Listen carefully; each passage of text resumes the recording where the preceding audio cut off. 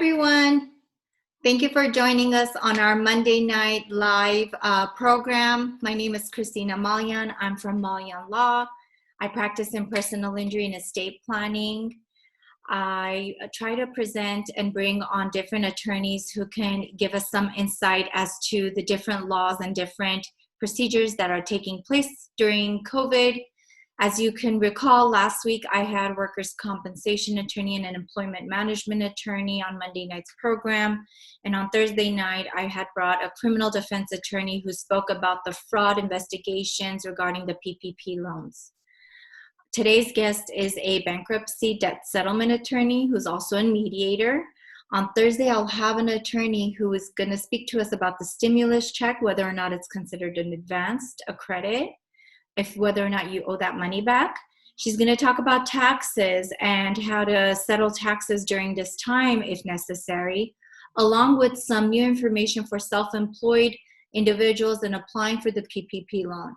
Without further ado, I have Karine Karadjian, who's a practicing attorney for 8 years, with us tonight.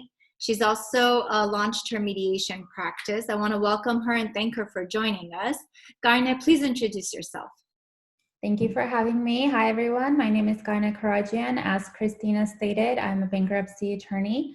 I practice consumer bankruptcy, so I only represent debtors in Chapter 7s and 13s and debt settlement matters. And I also recently launched a mediation practice. So with regards to your mediation practice, are there any areas specifically you focus on, or do you handle all types of mediations? I think generally most disputes kind of take the same skill set to settle. I do like employment law, personal injury, and business law matters more than most. And I think my experience with settling debts kind of helps in that department as far as risk management, whether it makes sense to settle, and bringing parties together. Have you been conducting some of the mediations via Zoom? I have been, and I'm actually excited about that because I think you remember how excited I was about online mediations a few months ago before the pandemic, and nobody took it seriously. And now we're all opening up to it. So it's been good. Yeah, I know Karine had actually come up with the innovative idea of having virtual mediations where everybody's at their comfort of their home or their office way before the lockdown. So I know you were definitely ahead of the game. Karine, I know we've been here before, and we first started, I think, 2 months ago when the initial orders and the lockdowns came down, and you were a pioneer with setting an example of having these live shows and coming and speaking. And I know you post a lot at Karine Karadjian on Facebook and the Debt Fairy on Instagram. Now, for tonight's program, I want to narrow it down, and I want to give a different insight than the ones that we've talked about. First, let's talk about bankruptcy. What is bankruptcy, and how many types of bankruptcies are there? So there's generally Chapter 7, 13, 11. Those are probably the ones you hear about the most. There's also Chapter 12s, which are for fishermen and farmers. So we don't really see that in LA. And there's a Chapter 15, which is for like municipalities and things like that, which again, we don't see. So the typical attorney you speak to is going to be talking about Chapter 7s, 13s, and 11s. So Chapter 11 is like a business reorganization. And that's when you hear about things like Neiman Marcus filed for bankruptcy, JCPenney filed for bankruptcy. Those are all business bankruptcies, Chapter 11s. I don't practice Chapter 11 bankruptcies. I have several good colleagues in our group that do. Ala Tanina, for example, who you're going to have, I think, on Thursday. She does Chapter 11 work. So I do basically Chapter 7s and 13s. So Chapter 7, think of it like a fresh start. That's the most typical one where you're kind of getting rid of all the unsecured credit card debt, medical debt, maybe personal loans, and the person filing either doesn't have too high of an income or doesn't have assets with too much equity, so we can protect them. And a Chapter 13 is like a 3 to 5 year repayment plan where you're paying a certain percentage back because you either make too much or you have a house with too much equity. So which one are the ones for individuals, like personal? Both 7s and 13s are individuals. Or like businesses as a business owner? As a business owner, you can do a 7 at times when it makes sense, when you just kind of want to walk away from the business, if there's stuff to liquidate in the business maybe, and get rid of your personal liability. Okay. So for situations where you want to continue and try to save the business, usually a Chapter 11 reorganization might make more sense. Okay, so let's give examples so that the viewers know which category, if any, and hopefully not, they fall under. So if you are just an employee and you've racked up a lot of debt, and I say an employee meaning you're not a business owner, you're not, you don't own anything, and you've racked up a lot of debt for whatever reasons it is, that person falls under Chapter 7. Assuming they qualify income-wise. So for example, if you're just a single person, no dependents, household of 1, they look at your state and they look at the California median income for a household. So as of right now, let's say that number looks right around $60,000 a year gross, using a 6-month average from the 6 months immediately prior to the filing of your case. This number changes every year. So it could look different in a few months. Okay. And now, what if I'm also a business owner and I have a lot of money and I'm good on my personal end, but my business is just not doing well given whatever the current climate is, whether it's COVID or not, or, bad business decisions I've made and racked up debt. You said I could actually go with a 7 or a 13 for that? Yeah, I think it's going to depend on your particular situation and what makes more sense. I know a lot of, I think there's kind of a split between bankruptcy attorneys, and I'd say about half of them think that when there's no assets to liquidate in a business, it doesn't make too much sense to file a business Chapter 7 because businesses are not really eligible for like a Chapter 7 discharge.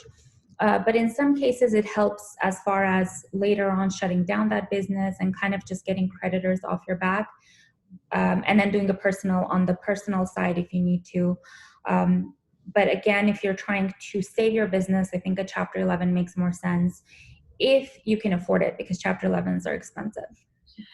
That's a very good point that you bring up, because I know of the fear that we first spoke about was the fact that everybody may, including attorneys, run to bankruptcy and do quick bankruptcies. And from the way you're even describing it, and somebody who's been in the legal field myself for 10 years, it's very hard to wrap my head around the fact that which one do I need? How is it going to happen?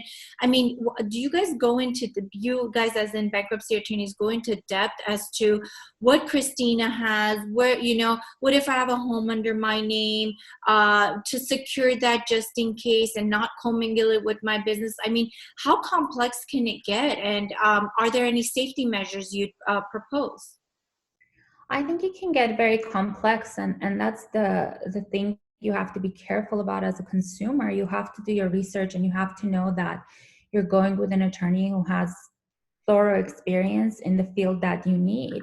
And for example, if somebody's calling me with business bankruptcy related questions, I will refer that out to an attorney that deals with businesses. Or if somebody's calling me with creditor rights, I will refer that out to a colleague who does creditor work. So I think the attorney that you're dealing with has to know their own limitations and focus on what it is that they specialize in. And yeah, most of us will go into in-depth situation of your particular case, your particular income, your particular assets.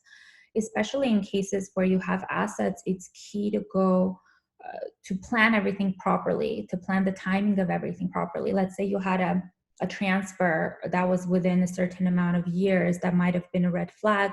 And if you wait long enough, then it might make sense. Lots of things like that. Or maybe the market value of your house you're expecting to shift because of the current situation. Okay. So a lot of bankruptcy is good planning. So with that said I know I've heard, and I know there's document preparers on the estate planning end, or some people that just walk into these hole in the wall places and they get the jobs covered for them.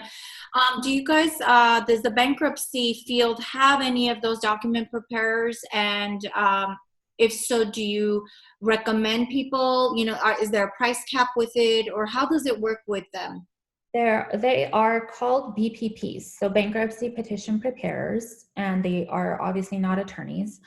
And they're allowed to charge a maximum of $200. And the only thing they're allowed to do is prepare the forms, like type them out for you, essentially. So Okay. they're not allowed to give any legal advice, which means they're not allowed to tell you how to exempt stuff, right?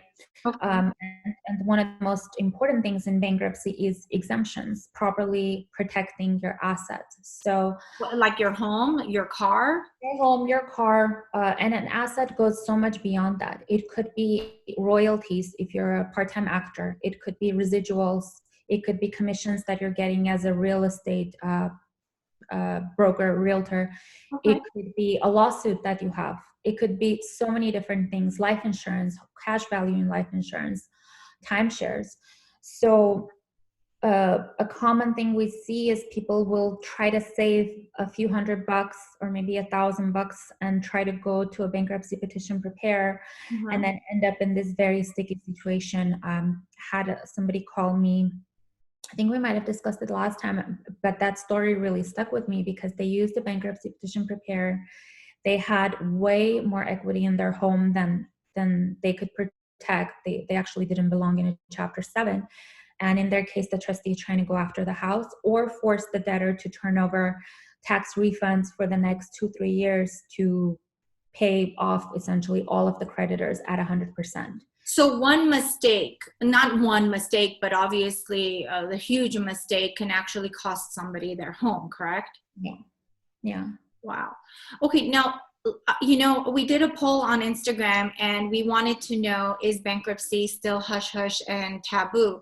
And I want to do some myth busters too, and we'll get into the fun part of it. But the poll revealed that some individuals still feel like it is taboo. So I believe 67% of people voted that it wasn't taboo, and 33% voted that it was taboo. Now, do you know why, people may be still considering it to be taboo? Do you have any insight from just even the clientele without, disclosing confidentiality, why people still think it's taboo? Well, first of all, I'm surprised that we got a number that high, 67% of them thinking it's not taboo. I think that's actually great because a lot of the people that call me still consider it taboo to the point where they do this secret from their family members, their parents, their children, their friends. I think that there's just this stigma that comes with it in society. And I think what also matters is that we just have such an association with our credit score, right? Like we're married to our credit score. And so that's the number one concern with most of these people calling. Well, I don't want a bankruptcy because my credit. And my question is always to these people, what are you going to do with it? Like you need credit for more credit, essentially. So wait, are you saying that bankruptcy can actually also help you with your credit score?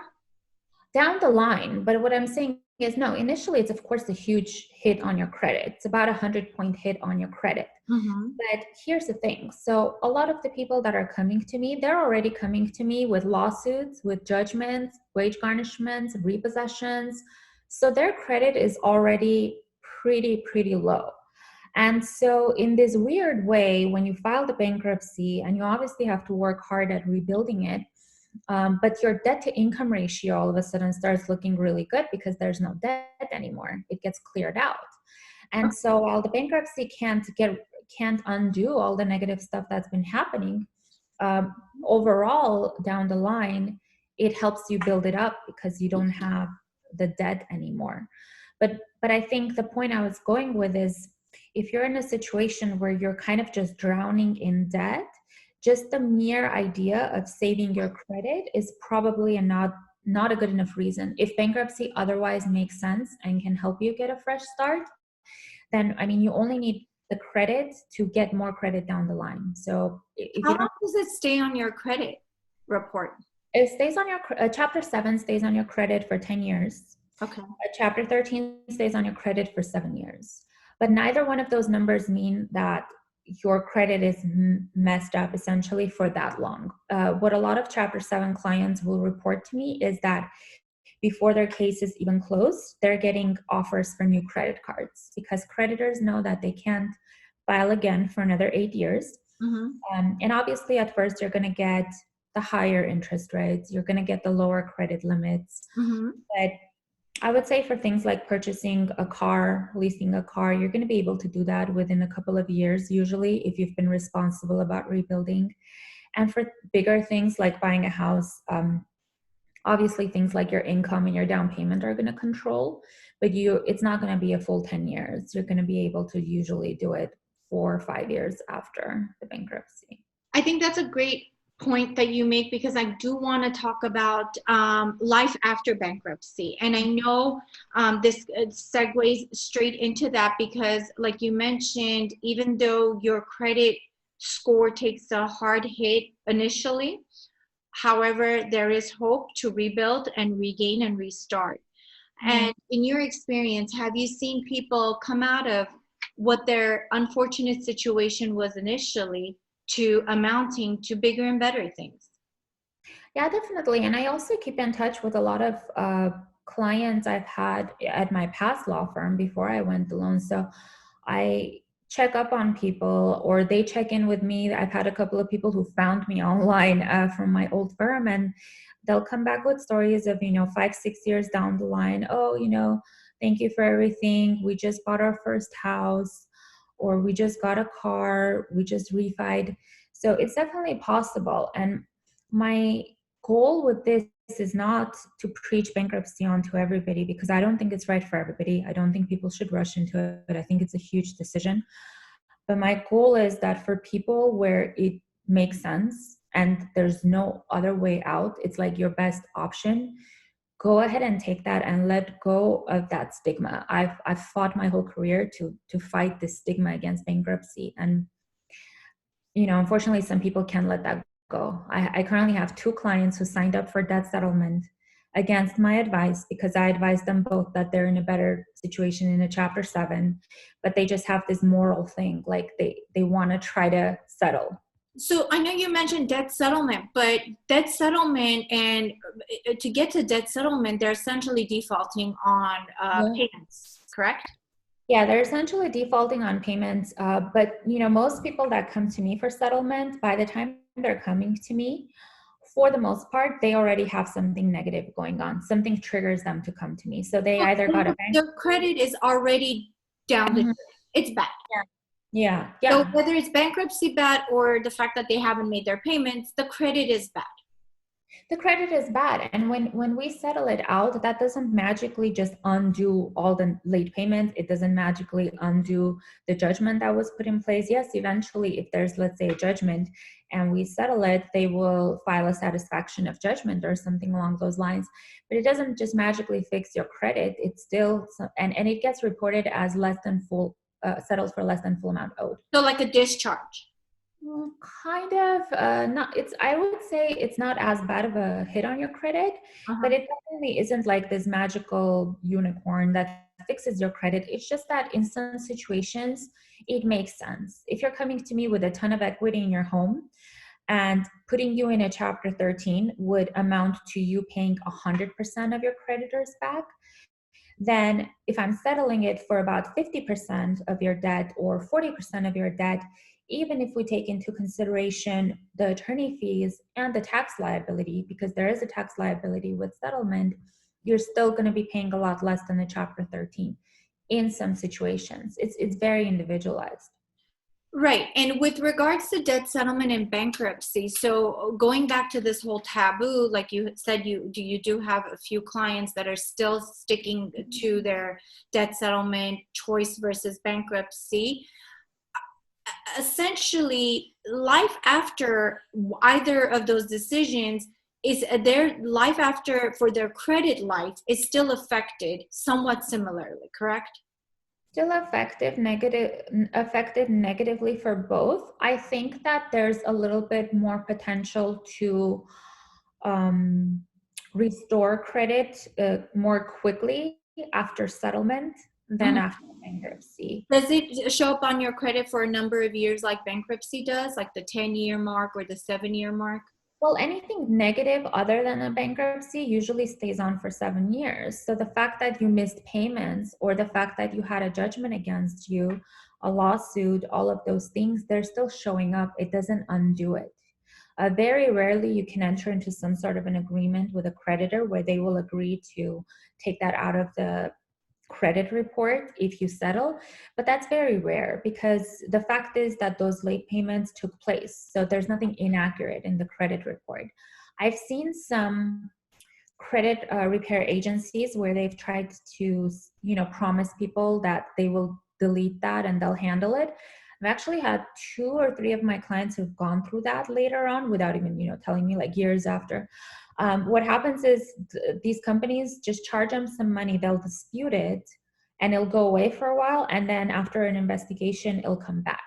So if you're gonna try to fix your credit or remove things like that, your best bet is to go with an actual attorney, like an attorney that does Fair Credit Reporting Act violations and things like that, and they can look for you and they can see if there's a valid way that they can report an inaccuracy or something like that. Nice.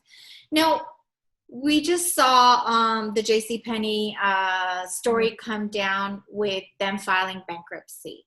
And I think there's a myth that when you file bankruptcy, you're done. You close up shop and you turn off the lights and you go home.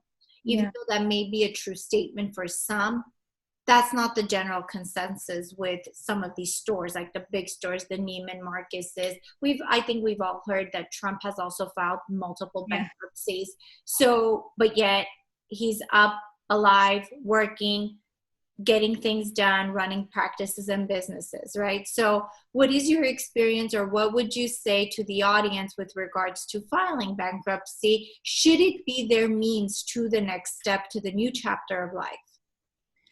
I think if it makes sense in their situation. So first of all, the companies like JCPenney, Neiman Marcus, all of those things, they're filing Chapter 11s and they're filing a business reorganization. So while in some situations it means closing your doors, in most situations what's going to happen is, let's say Neiman Marcus or JCPenney, they're going to try to see which stores are least profitable. They're going to try to consolidate. They're going to try to close some of the stores, and they're going to try to enter into contracts with some of their larger creditors to get some favorable deals to save their business. Mm-hmm. And for Chapter 7, in situations where you're just in a kind of debt where you find yourself drowning, and that number doesn't have one specific number, right?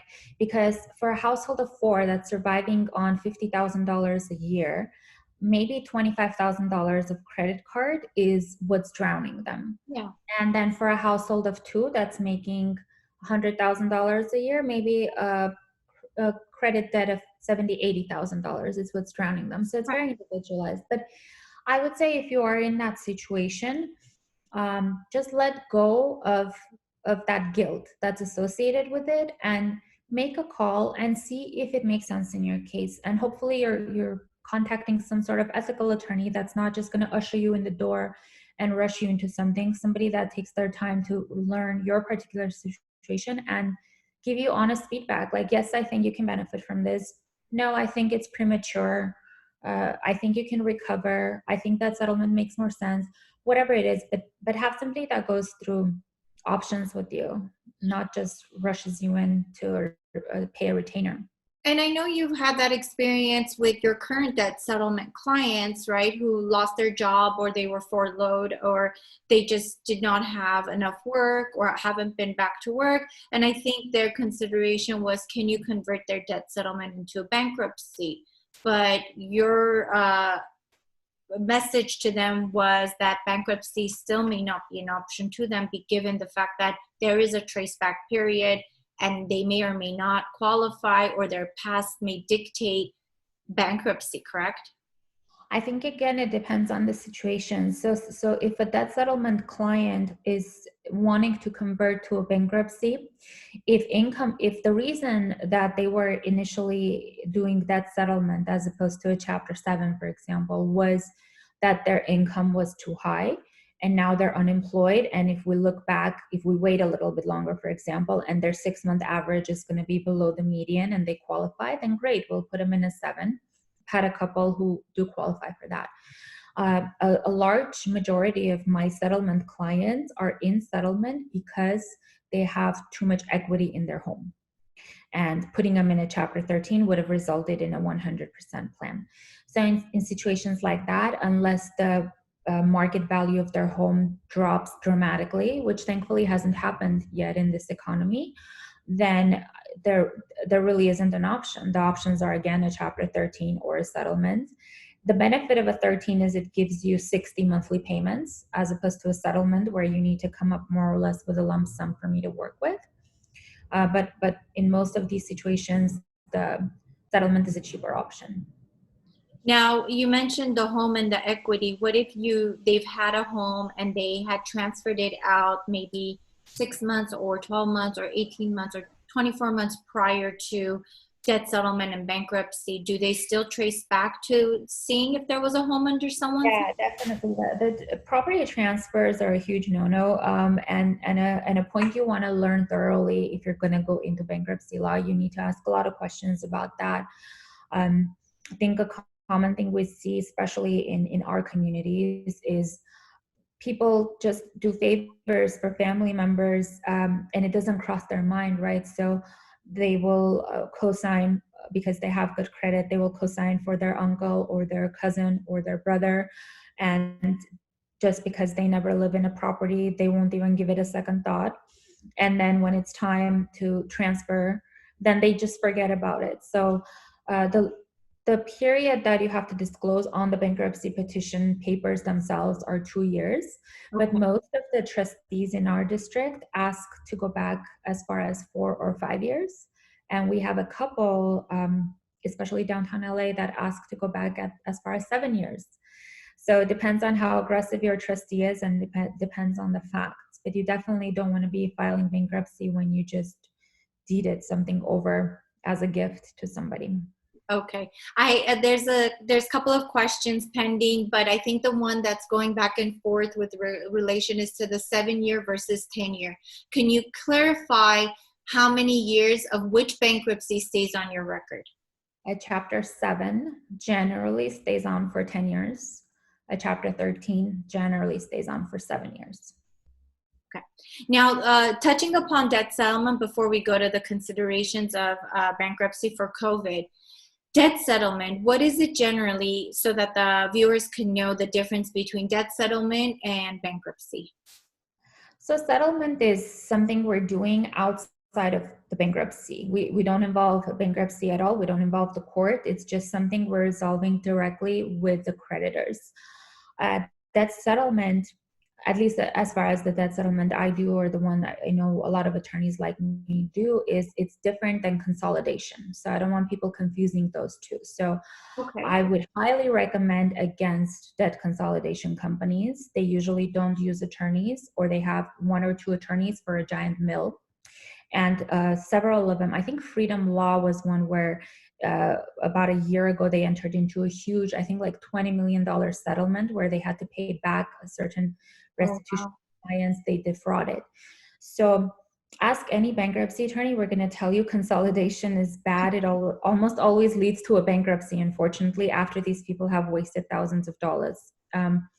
So with settlement, it's not for everybody, because generally for a settlement to be effective, I need to have a lump sum to work with. That's the only incentive your creditor has. They don't want to chase you for payments. They've already done that. It hasn't gone well. Yeah. So let's just say it's a $20,000 debt. You should have about $10,000 or so to work with, so that I can call and I can arrange for a settlement agreement. And right now we're getting better offers than usual, obviously, because I did want to ask about that. Any changes with your debt settlement pre-COVID, during COVID, and what you anticipate for post-COVID? I think pre-COVID, a general number I like to quote people is expect to pay between 40 to 50% back, because we're going to get some good deals, we're going to get some bad deals, and you always have a say in it. I don't charge anything up front, for example, for settlements. I don't think you're allowed to. and you always get to decide, and you get to pick and choose, let's say, which ones you want to do. Right now, we're getting some better deals, something as low as 30, 35, 40%. Just depends on the creditor. So right now is a better time to do these things. I've even, over the past couple of weeks, have been able to get some really great deals on things like secured judgment liens on properties, which generally are almost impossible to settle. What's a secured lien? Like a home? So let's just say, yeah, I mean, it's backed by some sort of collateral. So let's just say once upon a time, it used to be a simple credit card debt. The creditor got a judgment against you, and then you happen to have a house. So they recorded that abstract of judgment as a lien against your home. So creditors are allowed to do that. If they get a judgment, they go all the way, you don't pay, you don't answer, you don't respond to their summons and complaint. They renew their judgment, or they post their judgment, and then they post a lien against your home. Yeah, they can definitely record a lien against your home. So that's one way. Another way is they can put a levy on your bank accounts, or they can garnish your wages. Okay. But once they put a judgment, once they record the judgment against your home, then it becomes secured. So if there's ever, a lot of them, for smaller debts, they're obviously not going to foreclose. Can they? Technically, I guess, but they're not going to foreclose your home over a $10,000 debt.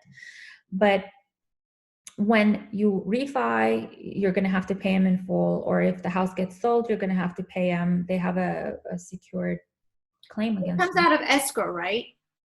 That comes out of escrow, yeah. Okay. So the one that you just resolved was a secured lien against a home?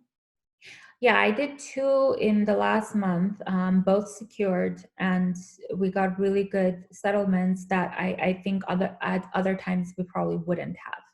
They might have still settled, but not for not as low as we got them. So what's the current percentage, if you've come up with some that you've worked with during COVID, for debt settlement?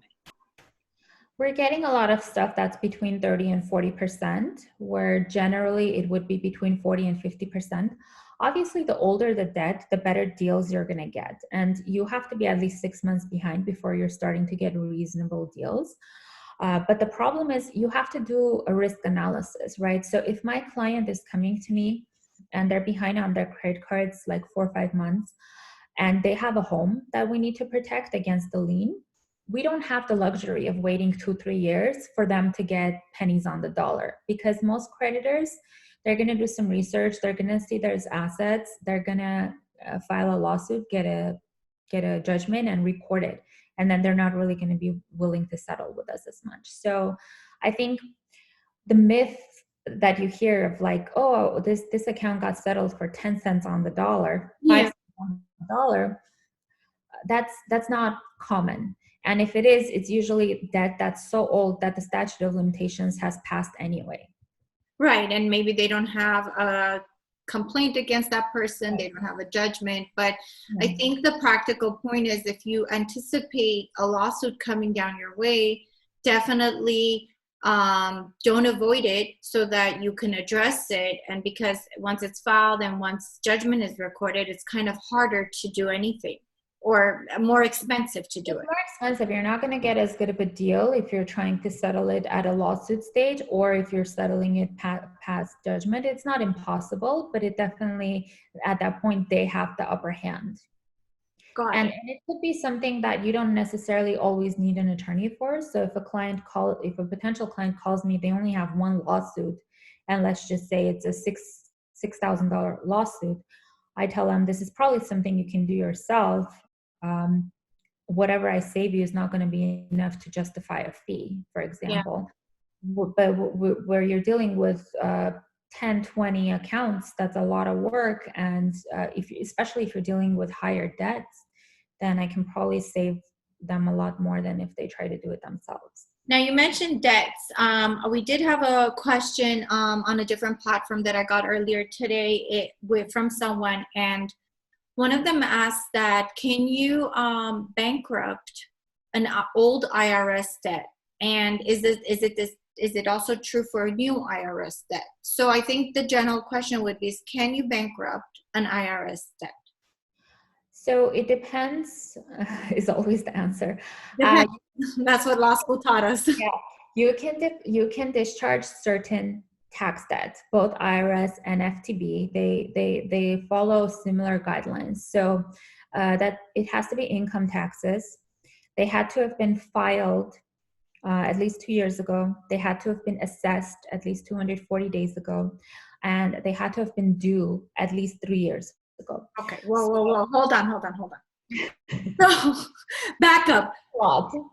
Yeah, it is a lot. I lost you somewhere between 300 and 240. So repeat that again. What qualifies for a possible consideration for an IRS debt to be bankrupt?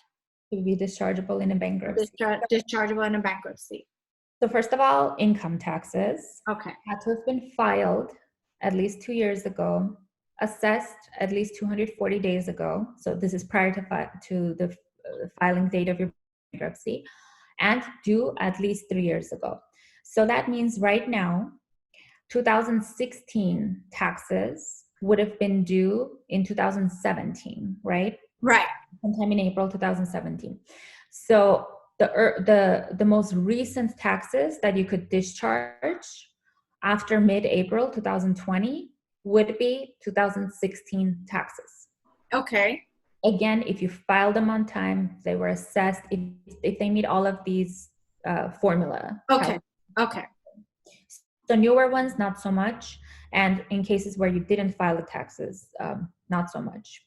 And obviously, there can't be any like tax fraud, willful evasion of paying your taxes or anything like that involved. Okay. So some are not the current ones, could be older ones, depending on your circumstance. Okay. How about student loans? Can student loans be can you file and get discharge of student loans in bankruptcy? So those are going to be a lot more difficult, especially if you're dealing with federal loans. I'm not going to say it's impossible. But so first of all, automatically they don't get discharged, right? Mm-hmm. You have to file an adversary within a bankruptcy. You have to prove undue hardship. And that has it's like a very stringent test. Basically, you have to show that you can never work again, never pay anything. So with a lot of the federal student loans, the way they look at it is that they have so many programs available that are income-based that you could just apply for one of those plans if you're really, really low income. And some of these, your payment could be as low as $0 a month, right? $50 a month, whatever it is. And as long as you're in good standing with them for a certain amount of years, if you're in public service, I think 10, if otherwise about 25 years, then at the end of that, you apply for forgiveness. You do get taxed on that at that point, but that's something you can worry about then, I guess. Yeah, okay. With some other, especially federal student loans, I think it might be a little bit easier, especially in situations where like the school closed down, or you were misled, or if you're disabled permanently, you could sometimes apply for those kinds of things.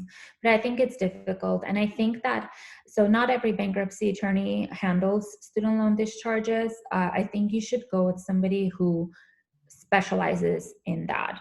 Right, and who's handled it before to know the kinks. Yeah. In LA, we have a really great student loan attorney, Jay Fleischman. I refer student loan cases to him, and he advises them on whether it makes sense to file a bankruptcy and go through that whole, litigation and all of that, or whether it's just going to make more sense to be on income-based repayment. Very nice. We do have a comment, not necessarily a question, which I'll touch upon. And somebody said it's also important to note that any offers to compromise or payment plans would restart the deadlines. So be careful. This is with relation to the taxes. And I am having the tax attorney, Ala Tanina, to speak on Thursday's topic on those offers to compromise, how she does it, what qualifies for it. So it's a great blend in between today's topic and Thursday's topic. Yeah. Great questions, great commentary. Some other comments are a lot of consolidation companies take monthly payments, and then they're supposed to send payments every month to the creditors, but some don't. And I know we've seen their own fees. that. Yeah. So I know questions are coming in, comments are coming in until more. Oh, we got a question for you, Garnet. Can you talk a little about one spouse's obligations and income, filing jointly versus separately, people who are separated, etc.? Do you need further elaboration on that, or is that question? I'll try to address it, and then if I haven't properly addressed it, I guess we can try. So we're a community property state. So generally speaking, when you're married, even if you're filing your taxes separately and all of that stuff, but you're living as one household, it's community property. And you also include community debts and community income. So I have a lot of couples that come to me and they say, well, yeah, we're married, we live together, all of that stuff, but you know, he has his money, I have my own money. Or the house is under his name, it has nothing to do with me. It does. So in situations like that, you have to disclose the community income, and that counts toward whether you qualify or not. Now, if you're separated, you're in separate households, even if you're not divorced, then when you're filing, you can state that you're separated. And in that case, you don't have to include your spouse's income because he or she is not contributing to your household income. Do you know if a prenuptial agreement will circumvent that from happening on the debt end? I think a prenuptial agreement probably has a good chance of circumventing that. It obviously has to not be something that was just drawn up. No, a legit prenuptial agreement prior to marriage, which carves out the law of the state, which is everything's community property unless stated otherwise. So then yours is yours, mine is mine, including debt, including student loans, you know, that we have because we've gone to law school or medical school or whatever debt we have. So if that's the case and we're married then separated, or we were married and we filed separately, I report my income, my husband reports his income, and the debt, so on and so forth, one of us have to file for bankruptcy. Do you feel that the prenuptial agreement would bear weight on the fact that they wouldn't consider my spouse's income who may not kick me into bankruptcy? I believe so, yeah. Okay. We've seen I've seen a lot of trustees who ask for prenuptial agreement documents when people try to bring up these arguments that we do everything separate. The question is, do you have a valid prenuptial agreement? But put it in writing. It doesn't hurt you. In fact, if not, in most chances, prenuptial agreements can help you. Look, if nothing goes wrong, you have nothing to worry about. So it actually may carve out for an asset protection as well. There's taboo with that too, though. There is taboo, and I am waiting for our good friend Kelly to get back to me, as I will have a live with her. She is the leading family law attorney in Los Angeles who talks about prenuptial agreements, and I know we're going to get into a blend of estate planning and so on and so forth. Now, someone asked, is there a statute of limitations on the IRS debt? As far as them collecting that? Or maybe, I think this was tied into the filing bankruptcy. Like, can you file bankruptcy for an IRS debt that is 10 years old, 20 years old, 30 years old? I don't know how it works, but yeah, assuming it meets the other qualifications, you can. And I think one good practice tip is for either you yourself to request your IRS transcripts or the attorney to request IRS transcripts, because those will show assessment dates and all of that. It's a lot more thorough than just looking at a IRS bill or looking at a tax return. Okay, great. I want to get into the topic of town, which is, I think everybody is, I know everybody's hurting. Most are hurting more than some. And a lot of people are rightfully so in a very difficult position and freaking out. Most salons, for example, hair salons or nail salons haven't opened. And so because they haven't opened, they haven't been able to qualify for the PPP loan to put people on payroll and pay them. Maybe they couldn't get unemployment. I think their fears are bankruptcy. And I think they want to pull the trigger for bankruptcy. So I want to talk about that. And I know 2 months ago, maybe we were at a different place. Maybe things have changed. Maybe things haven't changed. So I want to hear from you again regarding considerations of bankruptcy during COVID. So one thing I'll say is when this thing first got announced, like the lockdowns, and everybody was freaking out, I had my phone ringing nonstop with people who were freaking out that, they just got laid off. We didn't know about the pandemic unemployment assistance at that point yet. A lot of them, like the 1099, the Lyft drivers, the Uber drivers, they didn't think they would qualify for regular unemployment. So a lot of people were in panic. And at that time, I was just advising people, don't rush. I think there's going to be some programs we're anticipating and just see how things unfold. So since then, the phone calls have calmed down a bit. I'm still getting calls here and there from panicked people, but not as much. And I think a big part of that is because all the unemployment benefits now kicked in. It took a while, for the applications to get processed. And I think that the $600 a week that we're getting from the CARES Act is greatly helping a lot of people. Yeah, it definitely was a nice boost. So what a lot of actually bankruptcy attorneys are seeing, we've been discussing this in our little Facebook group on the bankruptcy attorney side, is we're actually now facing an issue where if we're doing the incomes and the schedules that we have in our schedules, the income and expenses that we're listing for our clients, a lot of them are used to surviving off of, let's say, $2,800 a month, $3,000 a month. And now if they're qualifying for the full $450 a week from California EDD and the $600 a week from the CARES Act, then essentially they're looking at over $4,000, $4,500 a month in unemployment. So they're getting more than they're used to even getting. So I think for now that has calmed people down a bit. Okay. For the ones that are still panicked and for the ones that are still calling and want to know, I'm telling them the same thing. I think right now it's too premature. We don't know if, let's say, the HEROES Act is going to go through. I hear a lot of things about it's dead on arrival with the Senate, but maybe a different version of it will pass through. And if so, one of the things they were proposing was to extend the $600 a week until January. Okay. So that's going to give people a cushion. If the credit card companies and the car lenders are going to continue to cooperate and give people a break on the payments without penalty interest, penalty, late fees, anything like that, that's going to give people a break. So to me, I think it's still early. See how things unfold. Bankruptcy is not running away anywhere, right? Like you can always file it down the line. Maybe you might incur some medical expenses. Maybe you might need to rely on credit cards for now to get through and then discharge that later. Now, we're not obviously suggesting that you should on purpose spend money and then file bankruptcy. Right, correct. I think, that's a crutch you might have to rely on. Yeah, I mean, we saw what happened and we didn't know what was going to happen. So definitely having some forms of security is always good to have in place.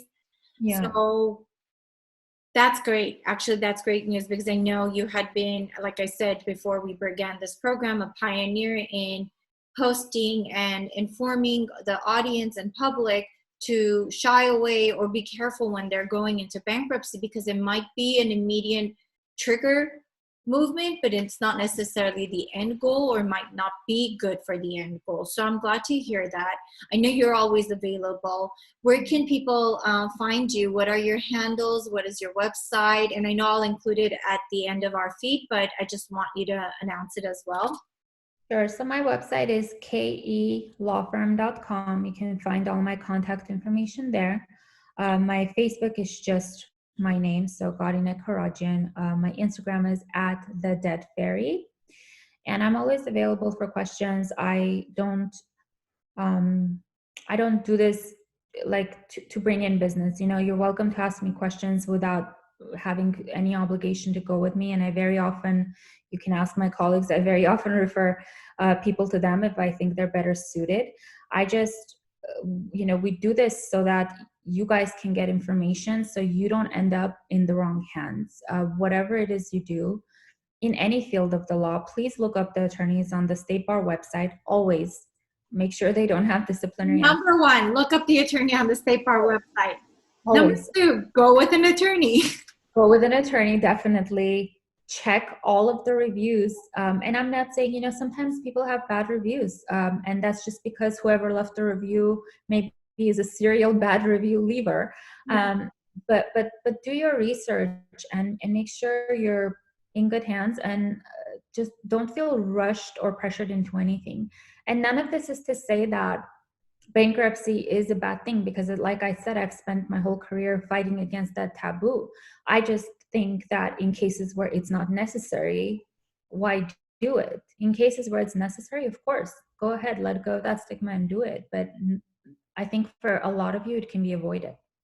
And look, like you mentioned earlier, if you go with an attorney or call an attorney, most, if not all, are free consultations, hopefully, especially during these times. So you're not losing. You're honestly just gaining free general legal knowledge from somebody who has had the education, the experience, is dealing with it, or can ask a group of series of networking individuals that we belong to.